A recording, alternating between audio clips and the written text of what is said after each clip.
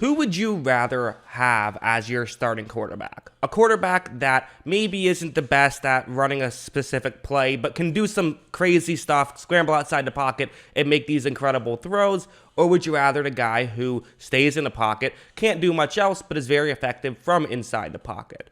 Well, if you answered B, you basically just answered Tua, because Tua is the definition of a pocket passer so far at this point into his career. It's actually baffling how big of a difference you have from when he's under pressure versus when he's not under pressure. Look, right here. So under pressure, I'm going to have a couple of stats to look at. He's 27th in passer rating. That's what that is. And then 28th in his Pro Football Focus grade. That's just where he ranks among other quarterbacks who have played at least 20% of their snaps, as in their team's snaps. Meanwhile, when you go down to when he's kept clean, a huge jump. He's a top 10 quarterback when he's kept clean, according to the numbers. 9th in passer rating and 8th in Pro Football Focus grade. So what is going on? Why is he not the best under pressure, but really good when he's kept clean? This wasn't as much of a thing last year. You look at last year, he was actually worse when he was kept clean than when he was under pressure, although his passer rating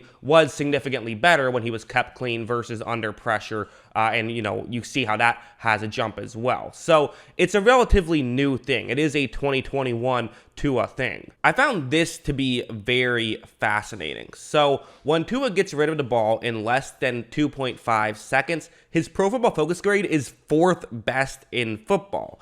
His passer rating is 10th best in football, and his average depth of target is 15th in the NFL. That's not best or worst necessarily, just 15th most. Whereas when he gets rid of the ball in more than 2.5 seconds, so when he has to, keep the ball for that long, his Pro Football Focus grade goes down to 30th in the NFL. His passer rating goes down to 23rd in the NFL. And maybe the most surprising to me is his average depth of target goes to 33rd in the NFL. So those are huge drop-offs when he has to hold on to the ball for a little bit longer. So what does all of this tell us? I think some people would immediately think about this and say, okay, well, clearly it's because the Dolphins' offensive line sucks. The Dolphins need to get a better offensive line, and they do. That is a very fair thing to point out. But I think it's not exactly landing on the right conclusion to say that that's why we've seen such a disparity. I mean, think about it. Why would your passer rating go that much further down if you're used to getting under pressure? If anything, I feel like that would work the other way around. No, I think that there's a very significant, very different thing when it comes to Tua. I think Tua is just really good when he's on script and when things are working, and when things aren't working, he really struggles. He's not much of a playmaker, not much of a guy who can make something happen on its own, but he's really good when there just even is a window, let alone needing a great window. There's some other very, I think, interesting stats. Looking through Tua's, Pro Football Focus stat book that I was looking at. Here's just some of them. So what you have here is he's 4th in adjusted completion percentage. So that's basically like, think about it as if your receiver drops the football, it was still a catchable pass. So they, just adjust that. So part of you says, okay, that's, really good, but also part of you thinks about, well, if he's getting rid of the ball quickly, that does kind of make some sense that, it would be higher. Still, though, very good statistic. And I think that these next kind of lower down ones are really promising if you're a Tua fan, if you're a Dolphins fan, is Tua only shares responsibility in 6% of his pressures, which is the 6th least in the NFL. So you want a low number. He has the 6th lowest number in football. And last year, he had the 11th lowest number in football. So it's not like it's, a new thing. This is something that he is good at. Again, if he does get rid of the ball quickly, which makes some sense, then, he is going to have a lower, responsibility share of his pressures. So that's good. Only 1 sack and 5 pressures were charged to him. So that kind of just goes to show. A lot of people like to say sacks can be a quarterback stat. Well, with Tua, they're really not. I mean, he doesn't create much sacks. His average time to throw on a sack is 3rd lowest in the NFL. So the way to view that is when he gets sacked, he's getting sacked quickly. That's what that means. Tua gets rid of the ball 3rd fastest in the NFL. So he's getting rid of the ball quickly. He's getting it out of his hands, which kind of and it works. When he gets rid of the ball quickly, things work. It's when he's not getting rid of the ball quickly, that's when things can start to, backfire. I think this chart is very fascinating to me. So just so you know what you're looking at, On the left, this is the distance he's throwing the ball down the field. So 20 plus yards, 10 to 19 yards, 0 to 9, and then less than 0. So behind the line of scrimmage, obviously these are basically screen passes. Then over what you have is his Pro Football Focus ranking, how he ranks among other quarterbacks in his PFF grade, how he ranks among other quarterbacks in passer rating. That's what the next column is.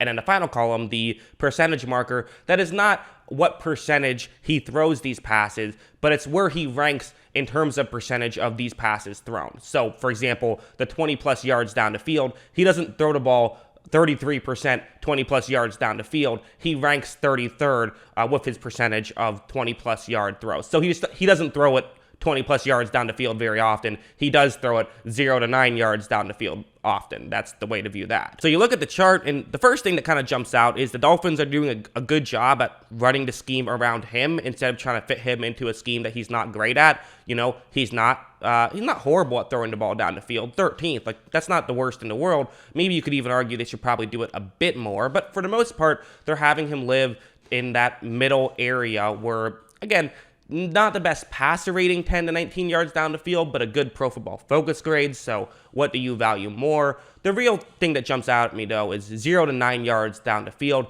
That is where Tua is living. That is where Tua wants to throw the ball, and for good reason. He's good at it. 6th best Pro Football Focus grade, 10th best passer rating, and he does it 3rd most in the NFL. So that makes sense. Also, for whatever reason, the Dolphins aren't great at behind the line of scrimmage passes. I would imagine that's not much about Tua and more about the team itself. So they don't do it very often, which makes sense. If you're bad at it, just won't even bother. So what does this all mean? What do we do with this data? Is this good? Is this bad?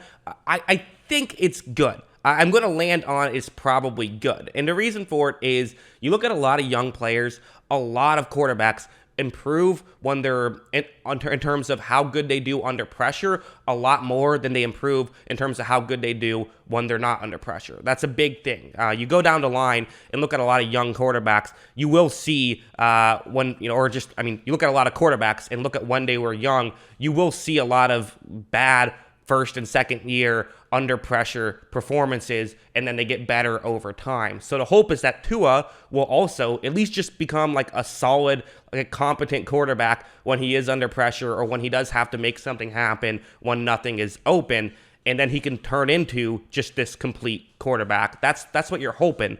There is one stat I saw that I think if you're a Tua hater, this is what you're going to hang on to. So here it is. When Tua is blitzed, his numbers are not great. I mean, again, I know some people don't like a PFF grade. Some people do. I wanted to include that in this just because I think that, passer rating itself also has its flaws. So just wanted to give two of the better metrics of how good a player is. I think when he's blitzed, he's 34th in Pro Football Focus grade, which is almost as close to the bottom as you can get. This is, again, among qualified quarterbacks, so you have to have taken at least 20% of your team's snaps. The only quarterbacks he's ahead of are Zach Wilson, Trevor Lawrence, and Davis Mills. 3 rookies, that's it. So, again, you hope that you get better at that because young players seemingly struggle and then start to get better, but that's where the issue is. Now, he's awesome when he's not blitzed. I mean, literally 3rd best Pro Football Focus grade when teams drop back and play coverage. So, the reason why this is concerning, I think, is kind of a little bit obvious. The Dolphins are trying to make the postseason right now. So if a team reads this and says, oh, hey,